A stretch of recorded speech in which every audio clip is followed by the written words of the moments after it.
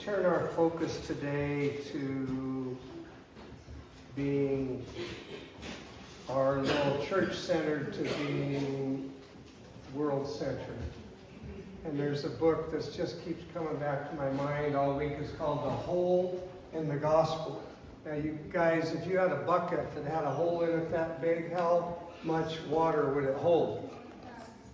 And the book points out that there's a hole in our gospel thinking, and that we don't. Is that on? Yeah, we don't.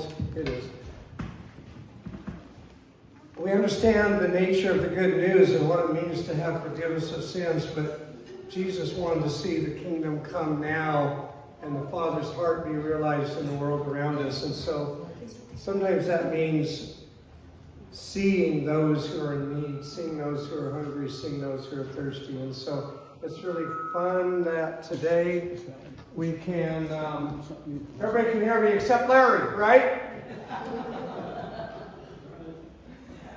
Today we have an opportunity to hear about a ministry, but to also join that ministry in bringing clean water to people of the world. So Jenny and Lukas, you come up here. And this is Benjamin. Did you ring the bell this morning? Did you ring the bell? Yeah. Thank you. Inviting everybody in. Lukas and Jenny, I'm going to turn it over to you. Tell us about yourself and everything. Thank you. Good morning. Good morning.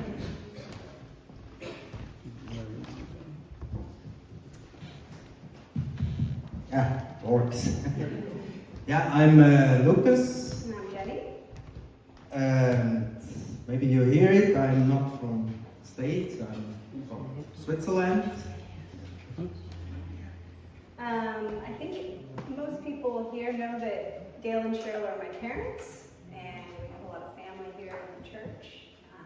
And they asked us if we would come and just kind of share what we're doing in Cambodia. But we thought maybe first we'd give a little background of how we met, and a little background of Cambodia, and yeah. Yeah, a little history about our lives, why we do what we do. Why do we do what we do? Yes. Yeah, and it's our first service we do, like a full service. We did it several times, like a short introduction, Yeah. so please be a little patient and grace.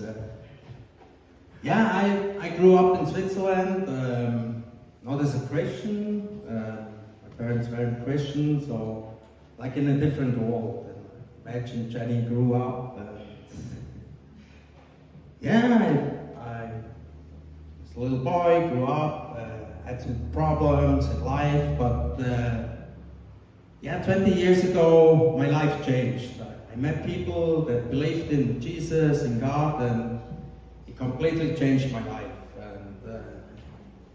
And a little part of also my life change was going to Cambodia, help the needy people. So 20 years ago, I did my first volunteer work in Cambodia. And kind of... More than 20 years. It was 20 years, 21. 21 years, yeah. Women know these things. It's 21. Yeah, Jenny knows me. These were always parts of my life, opened my mind and helped me to grow, to mature. 21 years ago, 11 years ago, we met, or a little more, but...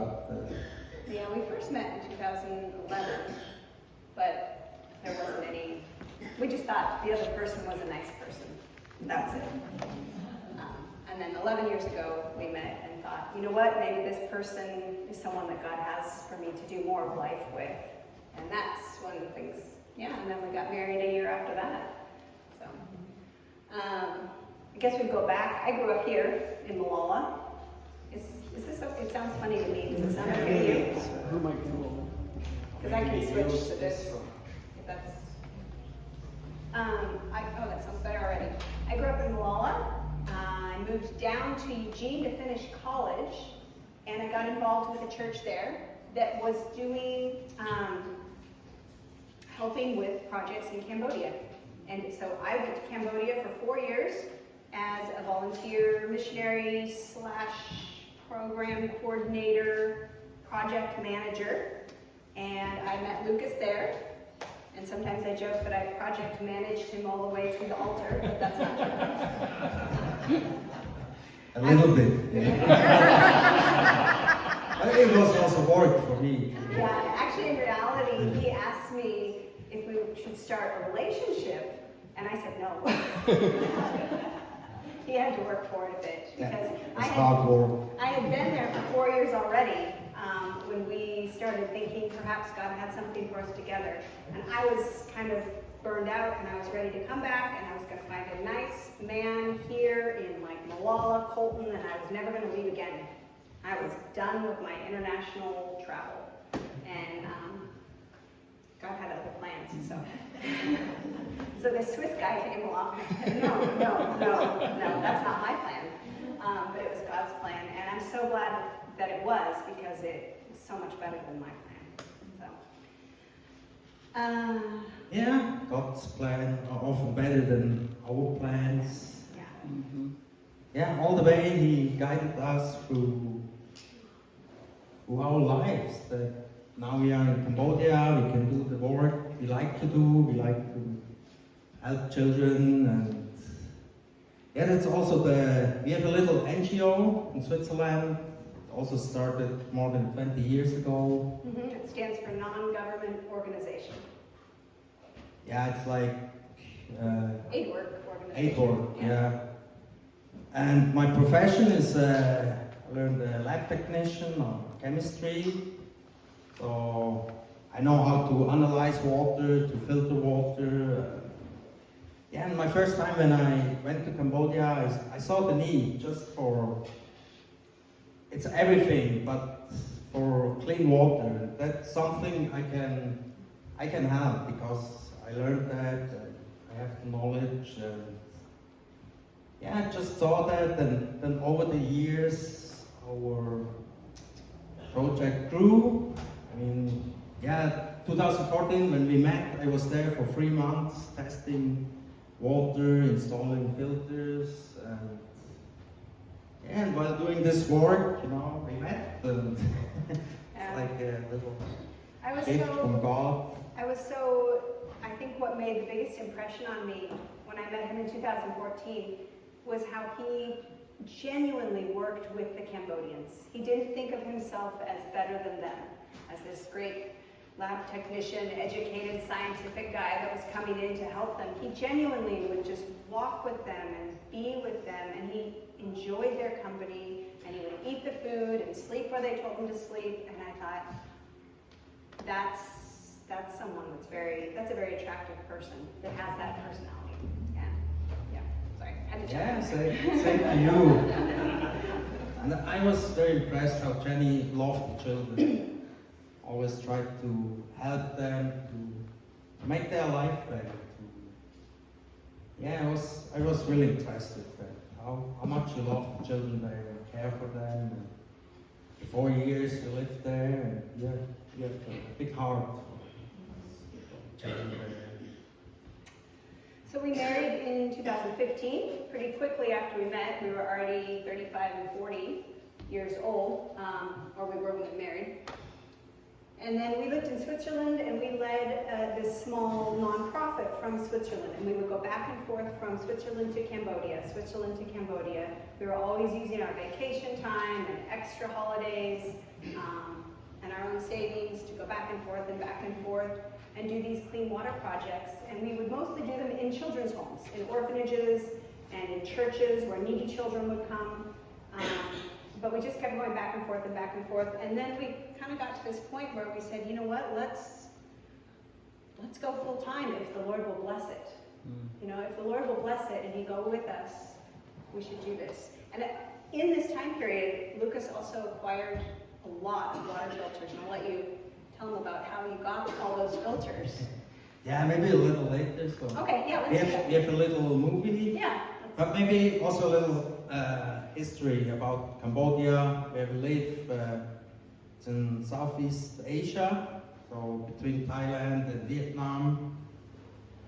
And yeah, it's still a developing country. There are still a lot of very poor people. It's getting better over the last 20 years when we went there first. So, but in the provinces, still people are very poor. And yeah, maybe you know, but Cambodia has a really bad history. It was colonized by the French, and then they got independent 1950. And it was a pretty country and prosperous. It was more prosperous than Singapore before 1975. And then in 1975, kind of at the same time that the U.S. pulled out of Vietnam, it's too much to go into here, but it caused a huge coup and a huge civil war, and about a third of the population died from 75 to 79. And then they continued to be in a civil war until the beginning of 1990, is that right? Yeah, 1999. 1999. Yeah, it was still closed country, nobody couldn't go in there, no aid work, and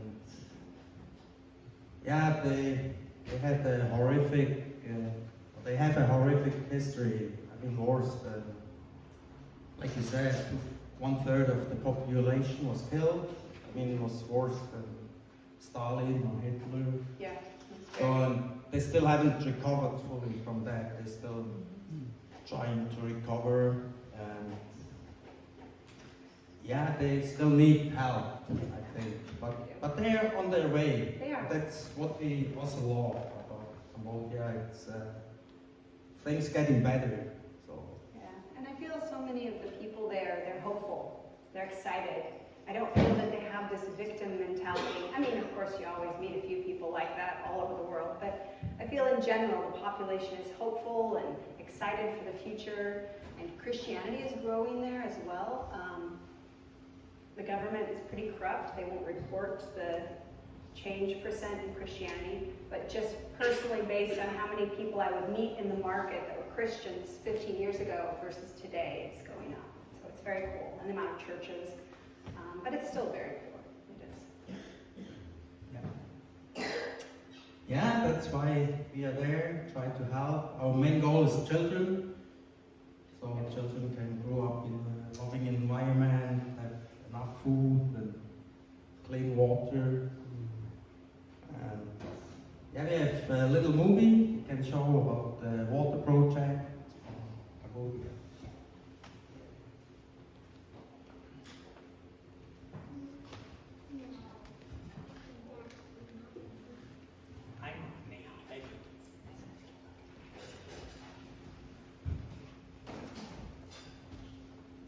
That's already.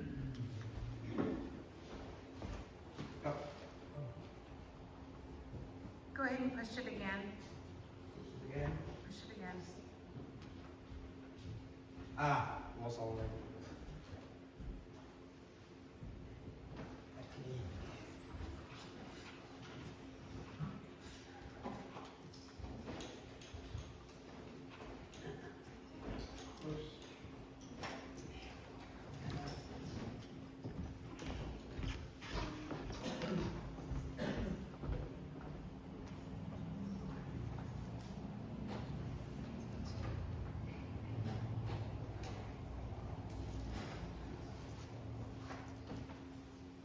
There it goes.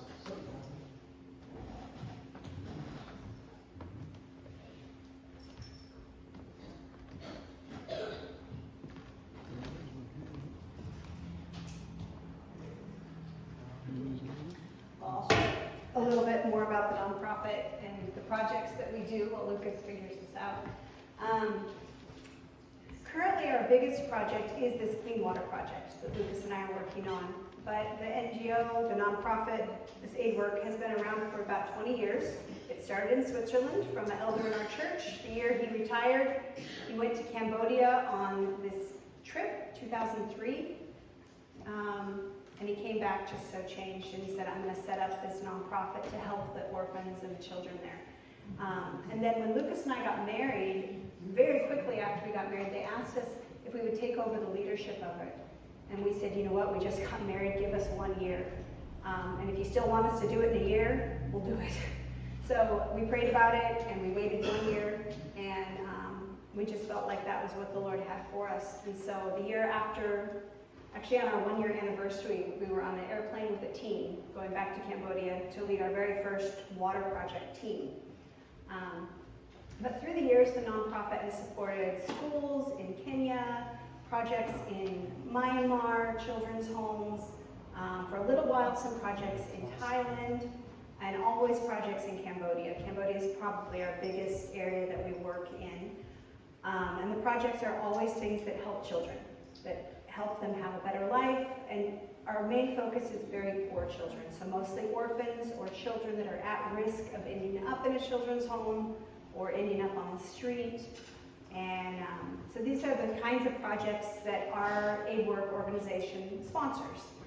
And as Christians, we always look to work first with the church. So most of our projects, we partner up with churches or other organizations that are Christian so that they can bring the gospel. Because honestly, my Khmer language is not very good. So when I speak Khmer, it's not nearly as good. But if I can partner with a local Cambodian pastor or aid worker and they can share the gospel, it's much better. So that's, right now we are working on these water projects, but it can change. We do have some other projects that we work on, or that we support. Other people do them. One is a feeding program. It's in a church, and children come after lunch or after school, and they eat there, and then they get 1 hour of free tutoring. And these are the children that are eligible for this are the very poorest, the ones that are struggling, their families are struggling, they live with their grandparents, or their parents don't have a good life. So we support a project like that. We support one orphan home for children that come out of situations that are, I don't want to share about the situations they come out of, because but you can fill in the blanks for those of you that are older.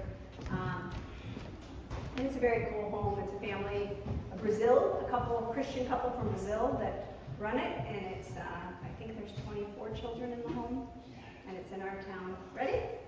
Yeah? All right, let's roll.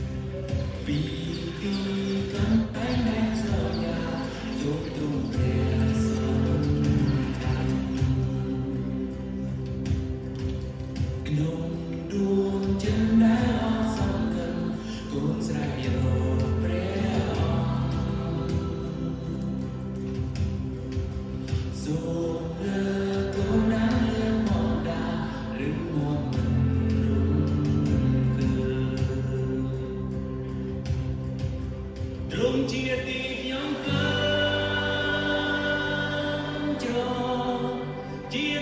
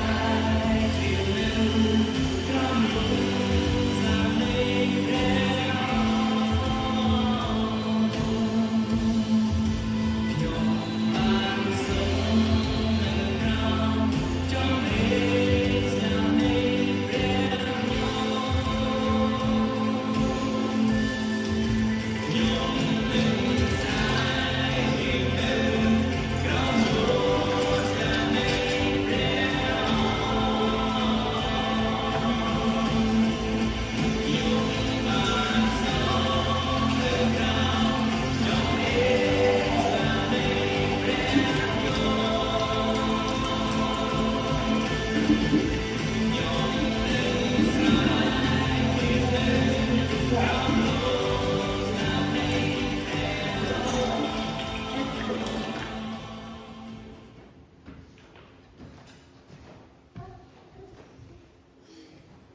forgot to mention the subtitles were in German, sorry about that.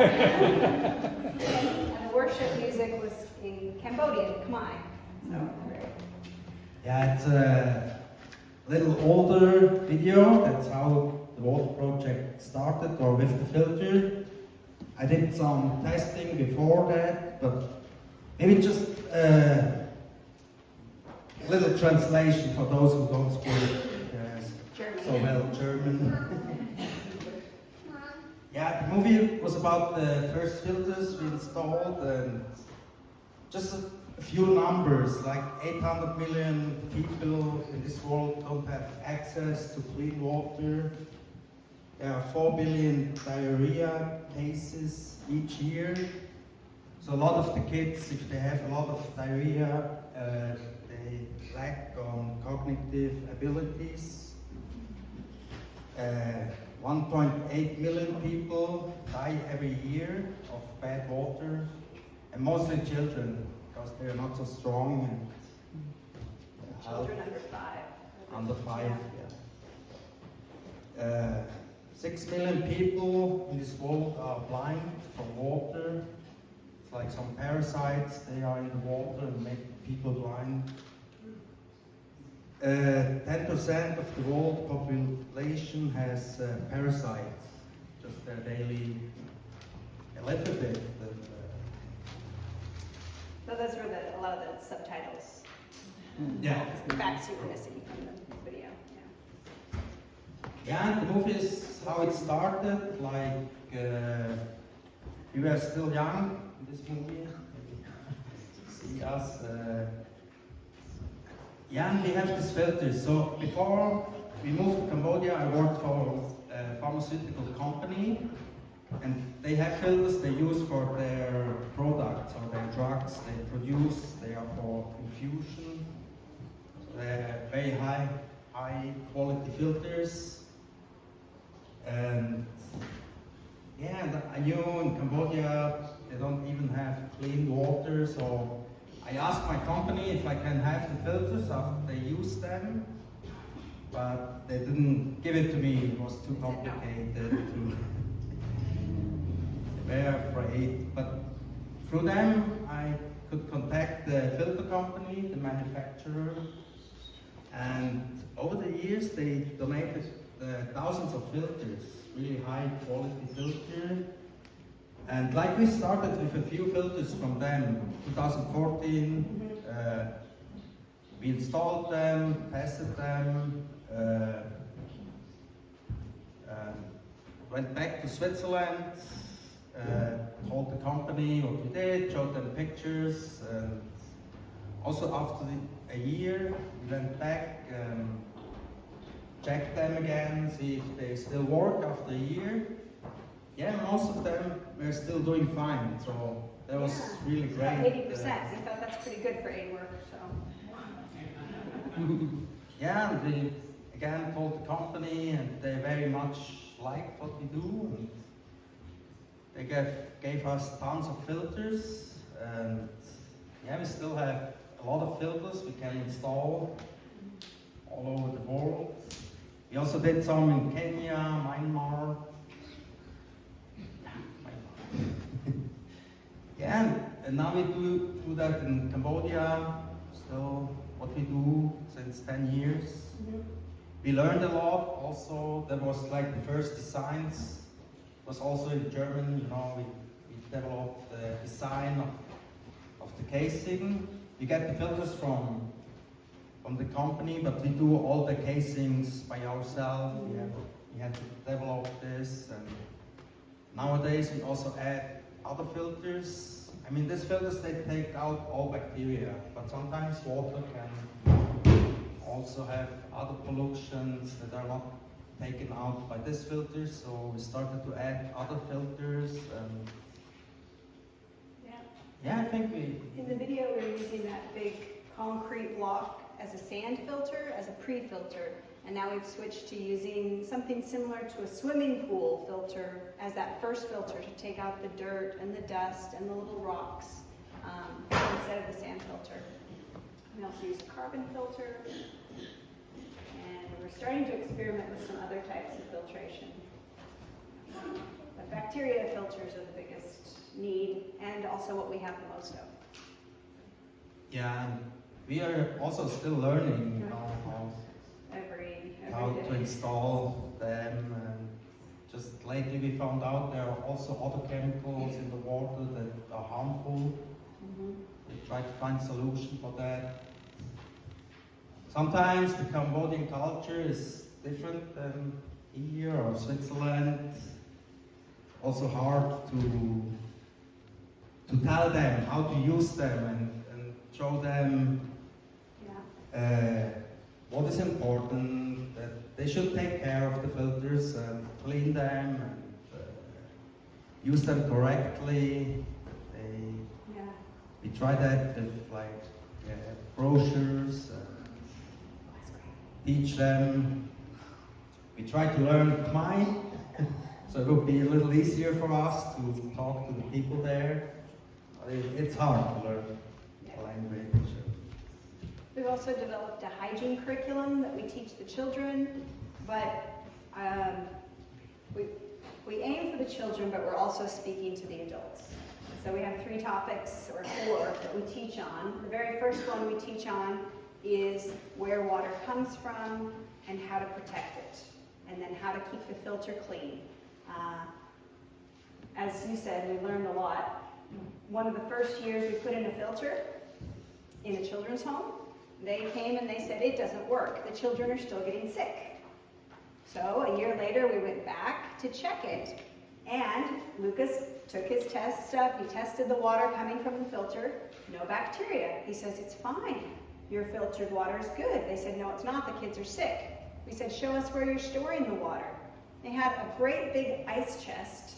And they had 1 cup that all the kids were dipping in from. And there was like algae growing on the sides, and there was little bits of dirt in the bottom, and they said, here's the filtered water. And we were just blown away by the lack of understanding about proper water storage. So a lot of what we do is also training and trying to educate people and trying to help them understand the importance of protecting water, because you can buy a bottle of water, but if you don't, if you make it dirty, you're still going to get sick. So we do a lot of training with the kids, wink, wink, and speaking to the adults as well. Yeah, that's a big part of Yeah. our work. Yeah, just also to show them the importance of clean water. I feel sometimes the older generation in Cambodia, like they survived the war and they don't care so much. They drink it from the river and they survived the genocide. But I feel the younger generations, they are more open and it's easier to walk with them and teach them the importance of water. You want to show a few photos of the recent? Yeah, so that's almost 10 years ago. We have some pictures how we do it now. And, also a bit about our life in Cambodia.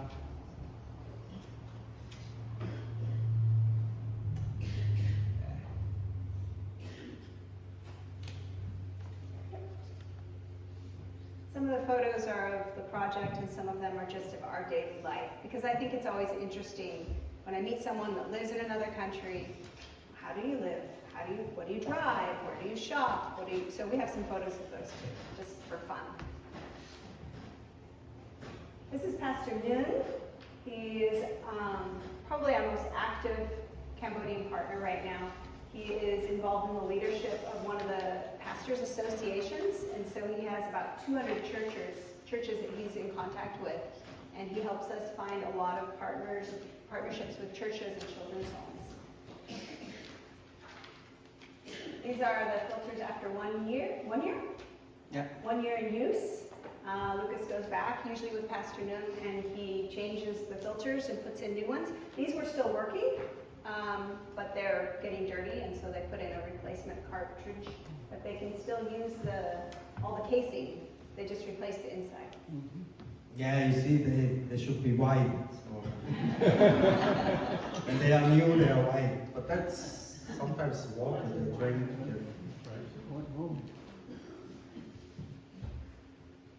Yeah, and we often test the water, the filter, just to make sure it still works. Everything is fine with the casing. This is bacteria testing. And often it also shows the people, you know, it's like marmalade or something like that, and you put it in the water, and then the bacteria start to grow, and then you see the spots. And it also helps to teach the people, you know, it's before the filter, there is a lot of bacteria growing, and after the filter, it's no bacteria, so it's clean. This is a school where we put in some water filters. Lucas is taking back bottles of water to test further in the laboratory. So that's what those bottles of water are. He always tests on site for bacteria and a few other things, but then he takes back some bottles of water back to our home, and he will test for further arsenic, manganese. Well, now we can test for manganese when we go back. Some other things, hopefully. This is a feeding program we support through the church that I was talking about earlier. I think there's 35 children enrolled. They come Monday through Friday. They get a hot lunch and an hour of tutoring. The public school system is quite corrupt, and if the children don't pay the teacher a little bit of money every day, then she doesn't give them all of the study material, and they don't usually advance past the 4th, 5th grade, because they just fall further and further behind. So poor families who can't give their children 25 cents a day or so to give the teacher fall further behind. So this church offers free tutoring in what the teachers should be teaching them, and also a hot lunch. And we support this project, and we're really, really impressed with how well the church runs it. Yeah, that's really a cool project. Yeah, it is. Yeah, it's not only about clean water, it's also about living water, what we also try to share with the kids there. And they do have a filter at this feeding program too. Of course. Yeah, this is still the feeding program. They have some breaks and they like to play. Some kids at the school out in the province. Yeah, they're very simple.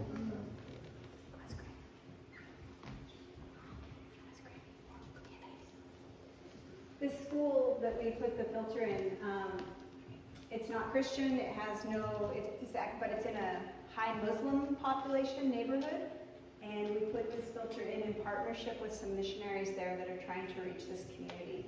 So we couldn't share the gospel or anything about Jesus when we put in this filter, but we did it in partnership with these missionaries that are building long-term relationships there. So that was kind of a cool one that didn't look Christian, but actually is. So it's kind of a covert evangelism.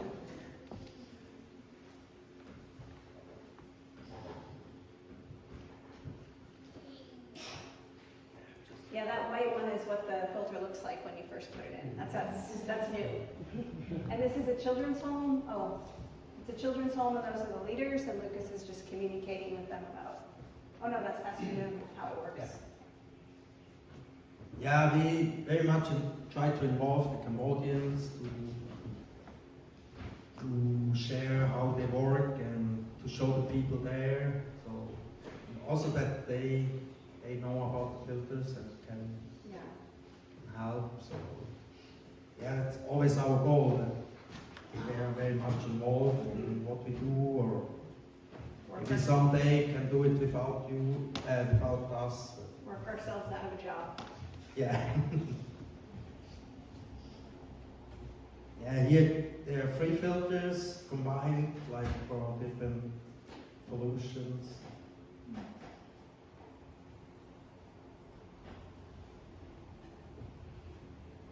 Yeah, just different places where we install filters. Every location is different. You have to see how the situation is, how their water source is. Try to find a solution. Sometimes we buy a tank so they can install a tank that they have some pressure. Water tank that's elevated Yeah. up, because some locations don't have electricity, so they don't have any water pressure. They just have like a hand pump. So if we can install a water tank that is elevated, then that gravity forces the water through the filter. Yeah, and we also try to encourage them to use rainwater, but somehow they don't like it so much. I don't know why, I don't know, but that's it's very safe with the filters. when I do the hygiene training, one of the questions I always ask is, you know, when the water comes from the sky as rain, is it clean? And they almost always say no, it's not clean. Yeah, it is clean. And I run around and make a fool of myself. You can drink it. And the kids laugh and the adults are kind of embarrassed. This is us on a weekend out on the river with a little tiny boat we have that doesn't work very well, but we enjoy it. So we do play sometimes. It's Benjamin, you know, we can't check the filters before we install it, and Benjamin is always helping. Yeah. Checking the filters and everything. He's very helpful. He likes to help. Some good friends, they visit us in Cambodia. And we shared at their church last week, so that's why they're in there. Yeah. That's a snake that we killed in our house. There are some things about living there that are sometimes challenging. Benjamin's being very brave carrying around the dead snake. Braver than me. Yeah. Yeah, there are some challenges in Cambodia. We live with a lot of animals, also small ants everywhere. In the kitchen, in the bedroom, everywhere. The heat is challenging sometimes, and really hot and humid. We don't do so much sport like we did in Like we used to. Switzerland. We need to get better at that. It's just so hard to do sports when it's 90 degrees out. We work on it. Yeah. Something to improve in. This is a neighbor girl. She spends a lot of time at our house. She lives with her grandparents. They're raising her. Very poor family. They live on a construction site. Her grandparents are like the security for the construction site, and they get paid a little bit for that. They're both illiterate. And we had the opportunity last fall to help her get set up to go to school, because you have to have a backpack and 2 school uniforms and a sports outfit and all your notebooks, and the total cost of that was, I think it cost us about $50 to get her all set. And for them, that was just too much. They couldn't do that. And for us, that was, you know, a good neighbor, an act of, you know, you help your neighbors. But for them, that was a huge blessing. So she's at our house a lot. She's a lot of fun. And Benjamin and her name's T. They play together quite often. Yeah, it's right next door, and it's an example how a lot of kids still grow up in Cambodia without their parents, or the parents give it to their grandparents because they just cannot afford the kids and try to survive somehow with the kids. Yeah, our goal is really that like with the feeding program, we try to help families, that the kids can grow up with their families, that they can provide for the kids. Yeah, we think it's the best place for kids to grow up with the parents. Yeah, we recognize there are situations where children need to be removed from the home, put in an orphanage, but there are a lot of situations, at least in Cambodia, where kids like T might be encouraged to go into a children's home because her grandparents are illiterate and they can't get her to school, And some people would say, oh, well, she should be removed from the home. And we would love to be able to support more and more projects that can help her stay with her grandparents, go to school, get the food and the nutrition and the education she needs, but be able to stay with family. So that's kind of like our hope for the future, that I'm going to keep doing the water project, but that we can grow into more programs that are helping support families that are very poor, but to be able to raise their children in a better way. Looking forward. This is our transportation. It's a little 100cc motorbike, and we take it everywhere. It's our, great little Honda. This is from the hygiene program. One thing I do with the kids is I put some glitter glue on their hand, and I give them each a different color, and then I have them go around and shake hands and give high fives, and then they can see how it transfers from person to person, and I tell them that's like bacteria. You know, if your hand is dirty, if you get some, like if you go to the bathroom and you don't wash properly, and then you go and you touch someone or you touch some water. We use this glitter glue. I also use it with water and with cups to show how it transfers, to try to communicate the importance of washing hands and keeping the water filter and the things that we drink water out of and eat with clean. Benjamin helps me a lot with the hygiene program. And here we are using the cup, and I have these little finger monsters. I should have brought one. They're also great for talking about bacteria. You put them on the fingers, and then they fall into the water, and the kids can see them. Yeah, this is a public school, Cambodia, like where we put in a filter. Everything is very basic, you know. Yeah, sometimes when we're in Cambodia, for us it feels like time travel. It's like 100 years ago. You know, sometimes no toilets, no water. Last year we installed a few filters in up north through another Swiss NGO, and they work in 2 villages. And the village, they don't have electricity, they don't have water. Most of the families, they don't have toilets. So in the night they have to go in the bush and do their Yeah, it was really business. extreme. Yeah, still very poor. It's Some amazing. of places, yeah, still are very poor. You go to this big city and you can go to Starbucks and the mall, and then you go out and people are living with nothing.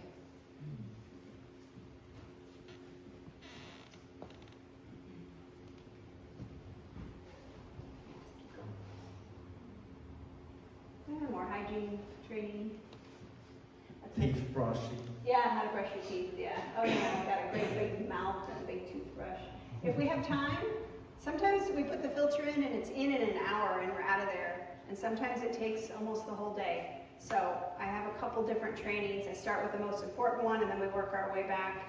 And teeth brushing is usually like the final one. We usually do like keeping your water clean and hand washing and talking about Jesus, and we kind of try to get that first, and then we have some other games and brushing teeth and other things if it's going longer. This is our life verse. We chose this when we got married, and it fits with what we do today, and we try to live by it. It's from Isaiah 58:10. Feed the hungry and help those in trouble. Then your light will shine out of the darkness, and the darkness around you will be as bright as day.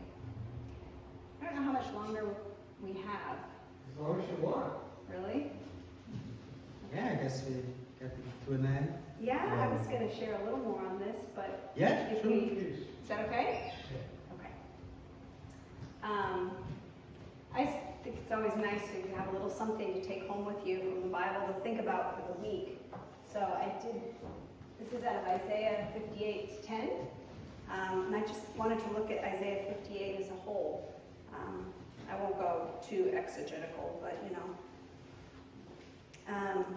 The first 5 verses of Isaiah 58:10, It reminds me a lot of myself and I think some other people in our culture. It says, shout with the voice of a trumpet blast, tell my people Israel of their sins. Yet they act so pious. They come to the temple every day, and they seem delighted to hear my law. You would almost think that this was a righteous nation that would never abandon its God. They love to make a show of coming to me and asking me to take action on their behalf. We have fasted before you, they say. Why aren't you impressed? We have done much penance, and you don't even notice it. And I feel this is so often me. It says here they go to the temple every day. Like, I don't even go to church every day. It reminds me of myself. You know, I act very much, I'm a missionary, and I read my Bible, but how often am I really, truly living for the Lord? So it kind of reminds me a bit of my own struggles. Especially this one hit home, verse 2. Yet they act so pious. I thought, that is me sometimes. You know, I act religious, I act like I've got it all together, but really I'm pursuing my own happiness. Even in Cambodia sometimes, it's a daily struggle. You know, quick, let's read that verse of the day when it pops up on my phone and say a little prayer, and I'm off to pursue my goals for the day. So then in verse, which verse is this? Oh, it says, this is continuing in verse 4. I will tell you why. It's because you are living for yourselves, even while you are fasting. Oh, I guess I should have read that first. You keep right on oppressing the workers. What good is fasting when you keep on fighting and quarreling? This kind of fasting will never get you anywhere with me. Oh, okay, so fighting, quarreling, and oppressing my workers, the people that work for me, that's a little hard. I mean, I feel like fighting and quarreling, don't we all do that to some degree? And yet God says, that's why I'm not hearing your prayers. Like, that's a little, oh wow, okay. But I think what he's getting at is it's the heart. And then in verse 5, it says, you humble yourself by going through the motions of penance, bowing your head like a blade of grass in the wind. You dress in sackcloth and cover yourselves with ashes. Is this what you call fasting? Do you really think this is what pleases the Lord? So acting holy, acting pious, going to church a lot. He says, do you really think this is what pleases the Lord? And then he says, no. The kind of fasting I want to call you to. So here we have what the Lord wants from us, the kind of righteousness he actually wants. And this is where we get to our verse here in a minute.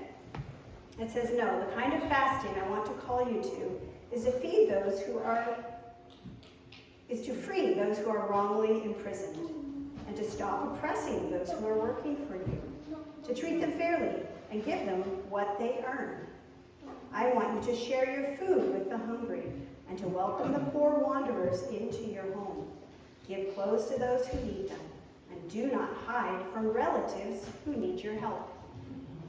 I think it's interesting, this is the Old Testament, and there's all these laws and things they're supposed to do, and yet God is saying, no, don't go to the temple, do these things. This is what I really want. If you do these things, your salvation will come like the dawn. Yes, your healing will come quickly. Your godliness will lead you forward, and the glory of the Lord will protect you from behind. Then you will call to the Lord, and the Lord will answer, yes, I'm here. He will quickly respond. I just think that's so, and if I go back and look at this is all the righteous stuff that they think they're supposed to do, and he says, no, that's not it. Going to church and acting pious. It's so much easier to act pious than to help the poor, let me tell you that. Okay, so it says, stop oppressing the helpless, stop making false accusations and spreading vicious rumors. And then here's verse 10. Feed the hungry and help those in trouble. Then your light will shine out from the darkness, and the darkness around you will be as bright as day. The Lord will guard you continually, watering your life when you are dry, and keeping you healthy too. You will be like a well-watered garden, like an ever-flowing spring, and your children will rebuild the desert ruins of your city. Then you will be known as the people who rebuild their walls and cities. Yeah. Amen. So that's just our little takeaway for you from a spiritual side. Please wait, Benjamin, go ask Randy. Go into the week, be encouraged, help those in need, help your relative, help the poor, don't argue and fight, treat your workers fairly. This is what pleases the Lord. I do not do this well, and I am trying to improve in this area. So may we all work together for it this week. Yeah. Amen. Yeah, we are so, we cannot do our job with all our friends and people who support us or for us or see us, and we're so thankful that we can do that. Yeah. Also, now to be here, it feels so encouraging. Yeah, like I said, sometimes it's challenging to be in Cambodia, far away from friends and family, and different culture. Like the sermons are in Khmer, you don't understand that so much. We try, but it's just a big thank you for all the people who support us. Thank you for being here. All right, All right. questions? You're on Time cleanup. for a couple questions. Anybody? Or you can talk to them afterwards. What is the main water source? Are they actually shallow wells, or are they drinking out of the water, out of the river? Now, usually they have groundwater, like they drill the wells or dig the wells.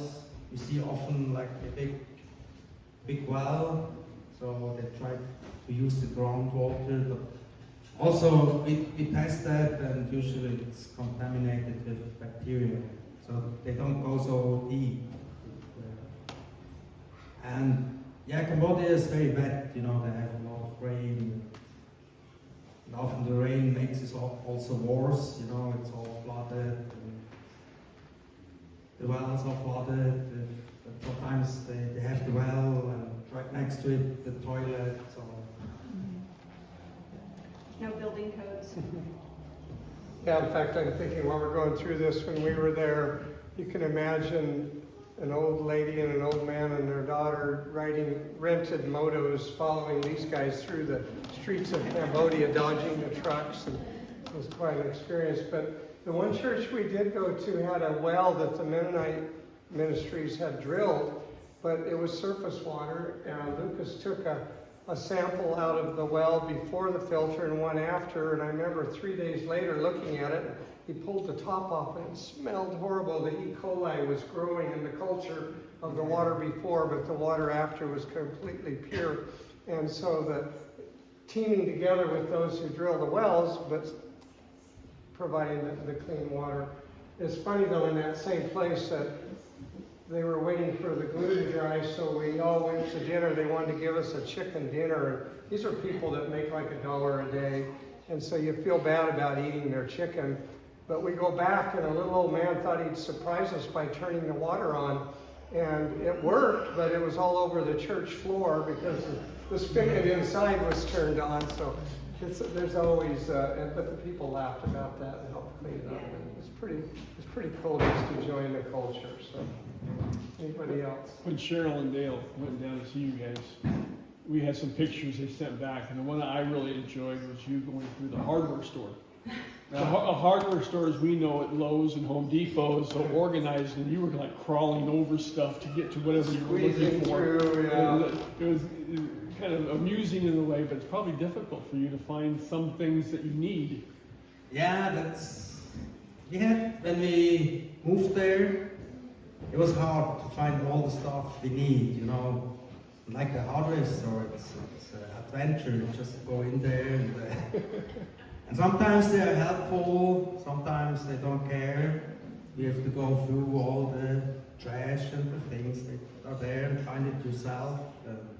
It can be his whole morning, you know. What are you doing this morning? I'm going to the hardware store. All right, well, we'll see you for lunch, and you'll probably need a nap after. Yeah, sometimes it's 5 minutes, you find what you need, and sometimes, you have to find it yourself. Yeah, but it's an adventurous hardware. Good. All right, thank you. I just had a couple closing thoughts, and we'll sing a closing song, and then you guys can take your questions to these guys, and we'll be good. Move you over here. Oh, sure. So, I'm good, thanks. So I love it. Benjamin is fluent in Swiss German and English, and the little girl you saw in the tree is his Khmer teacher. And he's trying to learn French in preschool, so it's pretty cool, multicultural there. I just wanted to share a scripture with you. We all are familiar with a city, a couple of cities that God destroyed with fire because they had reached such a low point. And we all know the name of those. Those are Sodom and Gomorrah, right? But Ezekiel tells us, why do the glasses always disappear between sermons here? I think I can read this. I can't even follow. There it is. Behold, what was the sin of Sodom and your daughter Gomorrah? Was not the sin... Those are words. Those are mine. Old age. So what was the sin of Sodom, Ezekiel's asking? It was arrogance, abundant food, and careless ease, but she did not help the poor and the needy. Thus they were haughty, they committed abominations before me, therefore I removed them when I saw it. And I just kind of wonder, is that kind of like our country today? Aren't we well-fed and a little bit arrogant, and we can destroy a nuclear facility on the other side of the world, and look at us when 20% of the world's population lives on less than $1 a day and doesn't have food and water. And I was asked Jenny about the statistics. The person who wrote that book, The Hole in the Gospel, said if $65 billion would solve the food and hunger problem for this part of the world's hungry. And yet we spend half of that on pet food. We spend 10 times that on our own recreation in America. Lottery tickets, we spend that much on lottery tickets. So the funds are available to solve the problem for the world. And I said, what's wrong? And she said, well, how do you get it to them? Because there's so much corruption. This government takes some, and this organization takes some, and we'll form a foundation to get it there, but it all goes into their facility. And so I just wanted to say that we have some envelopes in the back, and maybe checks made to Canyon Creek Bible Fellowship. Will that work, Audrey? 100% of this money will get to the people that need it. How often are you going to find that opportunity? So I'll just leave it with the final hole in the gospel. I remember when, 50 years ago, Cheryl and I were at the Thompson Road Church, and they had a thing called Evangelism Explosion, where they put these billboards up, and people would call this number if they wanted to know how to get to heaven, and then we'd go visit them, and we're supposed to ask them this question. If you died today and you ended up standing at the entrance to heaven, and God were to ask you, why should I let you into my heaven, what would you say? And of course they usually say, well, I lived a pretty good life, or I tried to be a good person. And then we would explain to them that that's great, but your sins separate you from God. And Jesus Christ died for your sins, and that allows you to be in the presence of God.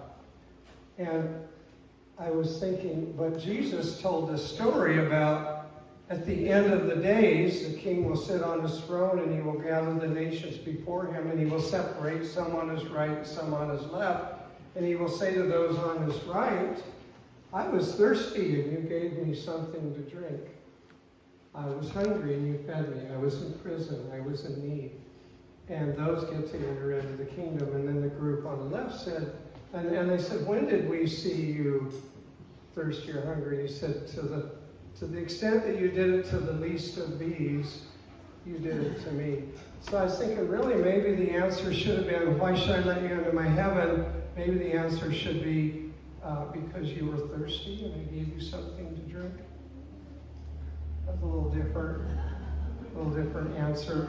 But when you quit meeting the needs of the poor and the needy, our nation will deteriorate to the point where we will be like Sodom and Gomorrah. But if your heart is to help the needy, that's as James said, show me your faith without your works, I'll show you my faith by my works. So this is our opportunity to demonstrate our belief in God. So as worship team's coming up to do one of my favorite songs to close, Lord, I just want to thank you for bringing Jenny and Lukas here, for calling them to be in Cambodia. And God, I just pray that as a result of being here today, they will receive an extra blessing from you, and that our prayers and our finances can go to help the needy in this world. And we just praise you, and we ask you to bless our week and watch over us. In Jesus' name, amen.